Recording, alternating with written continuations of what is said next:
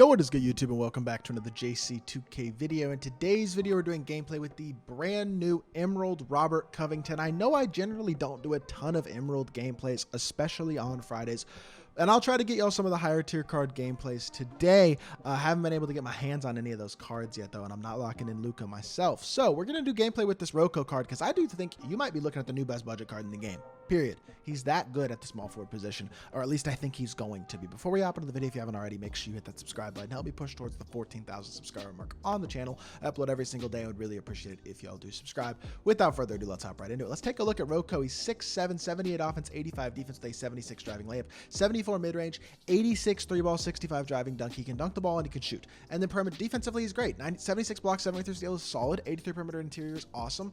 74 speed and excel is good enough. And then 83 lateral quickness is also great. You look at his badges, it's all 3 and D stuff. Slippery off ball, chase down arms, off ball pass on gold. Silver corner specialist, ankle braces, challenger, clamps, interceptor, and pick dodger. Bronze catch and shoot, claymore, glove post, lockdown, right stick ripper. As y'all can see, it's all catch and shoot and defense stuff. And that is all he is going to do, really, is catch and shoot and defend. He can dunk the ball in transition. If you get somebody jumping at him and drive the ball, whatever, you might be able to throw down the occasional dunk or something like that. But he is not a playmaker. While I may try to playmake with him once or twice in this game, that is not his role. And his release is kind of cruised, actually. Hold on. Did 2K cruise Robert Covington's release? Because that might make him up. No, I lied. It's not cruised. It's smooth. It's different, but it's not bad. It's still smooth and pretty quick, to be completely honest. Yeah, this release is honestly a little bit better than the Jordan Walsh release, I'd say, or at least very similar. He's a very similar card to Jordan Walsh. The afro, or the hair that he has, it's not really an afro. I guess it's kind of an afro, but his hair makes him look really, really tall. Helps out with the player build a lot, which is going to help him out. Doesn't look like his wingspan is insane, but I know he's got a pretty good one. Defensively, he's just going to be so solid as a primary block down. He can defend the 4 if you need him to, but he can also guard as a lock. He can guard on the perimeter and the interior, which is super versatile. And then offensively, all he has to do is stand in the corner and catch and shoot. That is literally all you need out of Robert Covington, is the catch and shoot 3-ball, and he's going to be absolutely elite at that. So I have no worries at all about this Robert Covington card in terms of his viability, even at a competitive level, because small forward position, if you can defend and shoot at this point in the year, you are going to be valuable. Robert Covington does both of those things at a great level, which makes him on par, maybe not as good as, but close to as good as, and as nearly as useful as guys like Scottie Pippen and cards like that. He and Jordan Walsh are in I would say, a tight battle for the best budget card dang near in the game right now. Definitely best budget small forward. This ROCO card is looking absolutely phenomenal. So super excited to hop into a game and see how good he can be. Without further ado, let's hop into it. Let's see what ROCO can do. LBJ IV has 2 PGs as well as Jack Sigma, Chris Mullin, and Draymond. What a weird squad. Okay, well, not a horrible team, just a weird one. We have ourselves Mr. Robert Covington. Gonna have to throw him on ball. I think I'll put him on Steph, because I think Steph's better than Kyrie, but they're both great. I don't know. I guess I'm going to put him on Steph, and we're going to leave him there and see if he keeps using Kyrie. Maybe we'll switch him to Kyrie, but let's push the ball in transition. I haven't even put on a freelance yet. Catch and shoot, Robert Covington. I don't know why he's reaching himself out the play, but no way I'm missing. I feel like it's becoming a thing. I missed the first shot pretty much every single time with these cards, which is so stupid. I don't know why I can't. In dang near every gameplay, I'm missing the first shot. I don't know why, but it is what it is. Good contest, and he greens a heavy with Draymond Green. Well, what are you gonna do? What are you gonna do? I can't believe I blew a wide open 3 on the first possession, though. That's my bad. Setting a screen, Robert Covington, obviously not his role really in an actual game, but we're gonna see what he can do in this one for sure. Catch and shoot, Brandon Roy. I think we got it over in time, but I shot a late, because I am bad at the game. This dude I'm playing, it doesn't seem like he's that great either, but I'm starting off terribly so far. Bursting back to the left, hit our pop. Robert Covington, catch and shoot in his mouth, and that's just a bad shot. And this is as bad of a start to this game as we could pretty much have. Good D. Need that steal, though. He's on Curry. This is what I want to see. Even if I'm starting off the game terribly on offense, missing open shots, taking bad shots. Good D by ROCO, chasing Curry perfectly, playing amazing defense, contesting, and then he's out in transition fast enough to go coast to coast and dunk it. That's what I want to see. It's a bad start to the game, but I'm impressed with Robert Covington already. A quality defensive possession, takes it coast to coast and dunks the ball. It's exactly what I needed to do there. Shows off a little bit of that athleticism that I was talking about him at least kind of having in transition as well. He got a putback with Chris Mullin.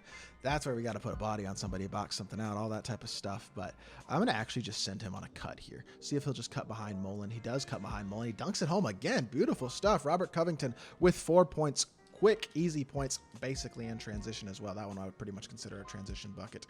Let's help down a little bit, see if he'll throw it to Steph in the corner. Swing out the corner with ROCO and recover back. This is not the matchup that I want, though, and I swung off the kind of the wrong guy, but I actually swung over really well with Bosch. That's great defense, and we do get the stop. Pushing the ball down the court, swinging it over to ROCO. ROCO with the pump fake. Can I get a nice little screen here? I should have thrown the back. He's going to reach himself out the play, isn't he? Why am I going up with that? He didn't jump. I thought he was going to like reach himself out the play or something. He didn't. Definitely my bad. Good D. I didn't mean to reach, but that's fine. He goes and fades into Curry, and that's fine. We're leaking out in transition again. Robert Covington, stop here. Back to the corner. Stop. Let's get a screen. He is not a playmaker, so I need to remember that. Stop in the... I'm just going to... It's not going to work. That is not his role. Good. Yikes. Playing poorly right now, honestly, but don't let him go coast to coast. Draymond gets back. We're good. Cut off the dribble. Yep, beautiful. All right, we're still in fine position here. Robert Covington with only 4 points. I mean, that's not good, but he's playing his role exactly how I need him to right now. Seagreen's another tough shot. That's 2 tough shots he screened already.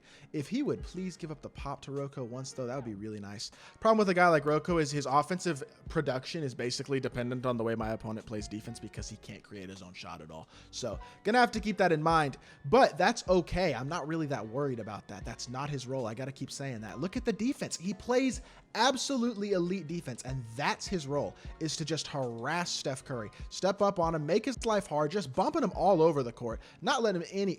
That's what I'm talking about right there. That defense is defense that you're just not going to get out of very many cards in the game. He defends on the interior and the perimeter at a very high level and is just super versatile and super good. I mean, he is such a monster. Attacking the rim again here. Maybe he'll help off with Mullen. Nah, just dot the corner. Bosch is not open. Reset it back out. Let's get a pick and roll, slip the screen here. Let's get, this is a weird like big to guard, big to wing kind of pick and roll, but I just want to see if I can change something up a little bit. It's not there. The problem with ROCO is that I really can't score with him at all. We're going to score on this possession a little bit luckily, and I'll take the assist, but I can't score with him. And is that a big deal? I don't think so, because I have a versatile athletic center in Chris Bosh, or if you have Shaq on the court, he's also athletic. But even if you have the cheaper cards, if you're a budget player, like you have guys who could score the ball. Your point guard, your shooting guard can score the ball. Kyrie Irving, Brandon Roy. This is also an incredible card for salary cap. Like just in general, he's so versatile and so good that I just don't think there are very many cards at small forward position who are going to be offensively and defensively minded the way that he is as a shooter. Can run around, get to the rim, and lay it in. There we go. Just running in a circle, getting downhill, and laying it in for his 6 points. But the shooting and especially the defense is what's so valuable about this card. He's pretty much gone away from attacking Steph, which I think is probably a good idea because we have absolutely boxed him when he's had the ball in Steph's hands this game. We'll help off that. Yo, he's just pulling in my mouth. He does not care. That's his 3rd tough shot he's hit. Down 1, 38 seconds left. I'm going to have ROCO set the screen, but I'm going to take my shot with Curry if I have to, because I just don't think he refuses to help off a pop. I got to take my layup. If he's not going to help off ROCO, I mean, ROCO is a 3-point threat. I can't just get him open automatically. So it kind of is what it is. Just going to have to take our bucket there. ROCO's stat line is not going to be impressive, but me being impressed with the card is certainly true. He's going to get downhill with Curry there, or on Curry there. And that's so annoying because I really thought I could get a stop. 18 seconds left. Again, we're going to the same thing. We're going to the pick and pop. And again, if he gives up the pop, we're taking it. Otherwise, we're taking our shot with Curry. And he gives me the shot with Curry. If I miss it, it's my fault, but I got a good look. How is that a 20? I don't know. But Steph would take over. 2-point game. It's the way it is. He's not going to help off the pop. I have to guard him there. And now I need Robert Covington to come up with a game-saving stop because that's what he does. Robert Covington plays...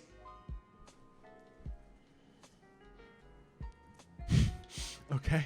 Well...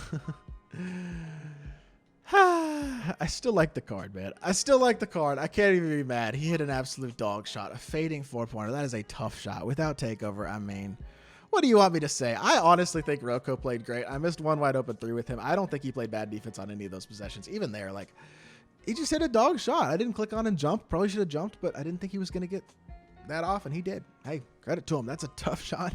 I don't know what else to say, to be honest. I just dropped my controller on accident. Whoops. I don't know. That's frustrating, but let's hop back to the main menu and let's review this ROCO card. Despite the fact that we lost that game and that unfortunately ROCO is the one who gave up the final game winner, I don't think it's ROCO who had a bad performance at all. I think he played great. I missed my first shot. I was a little early on his release. That's totally my bad. Outside of that, he played amazing. I did take one terrible heavy with him and just start off the game really poorly in terms of the way I was playing in general. But that ROCO, I mean, he's a dog. He can catch and shoot at a high level. That's all he needs to do on the offensive end. He's going to go stand in the corner. Don't run your offense through him.